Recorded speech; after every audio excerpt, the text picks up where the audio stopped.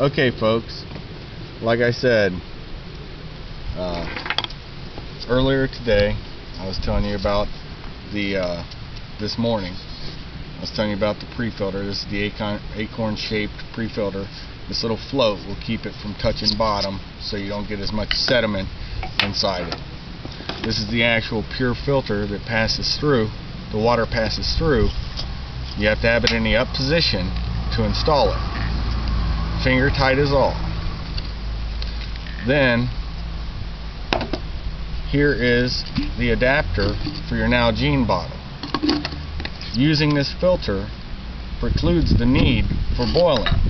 But since I was killing two birds with one stone, I will show you how to boil it using a jet boil. And now it's going. As you can see, almost instantly you're getting steam off of the jet boil. It's already starting to get hot. This is a very quick boil. Still recommend it to go to a rolling boil for approximately 5 minutes. What you're trying to do, if this was water that you just scooped out of the creek, you would want to make sure you killed all the bugs in it, the Giardia, the Cryptosporidium. You want to kill those things so you don't end up with a dysentery, you don't end up with some craziness, because nothing's worse than out on the trail. We're trying to get water, and all of a sudden you get dysentery, which causes you to lose more water. You can bring tea, you can bring coffee, you can bring Gatorade pouches, whatever you want to put. You have to warm it up anyways, being wintertime, so you don't drop your core temperature, because you can drop your core temperature from the outside or inside as well as the outside by drinking the cold water. As you can see, there's snow about, so you're already fighting the cold of the snow. Getting into the water was not a problem. I have Gore-Tex boots on. You would want to know how deep that water is though before you attempted it, because that's a very rapid way to lose heat. But it's already starting to get the bubbles on the bottom. This is how fast this thing starts to boil. It'll start percolating really soon.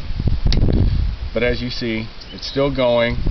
What I'll do is, just like because I already know this water is filtered, it came through the pure, I'm not going to let it boil all that time to save time for this thing, but it should be 5 minutes. If you're using tea, coffee, soda, something like that, you're going to you're going to lose more water because you're going to urinate more. Just like it's bad to have the bugs in it, you start putting diuretics in your system, you're going to start losing water from urinating instead of, defecating. So what you want to do is boil it out for 5 minutes. If you're grabbing from it, like I said, you got to make sure the flow of the water is going away from you, and you want to get the water from upstream, because you don't want the sediment to get collected and clog this up any faster, or any of your working parts. Let's say that falls off or something. You want to still be able to have good filtered, non-clogged water, so it's ease of function. As you can see, it's hot. I'm going to turn it off now. Pour it into this from my jet boil into my Nalgene bottle. See how hot and steamy?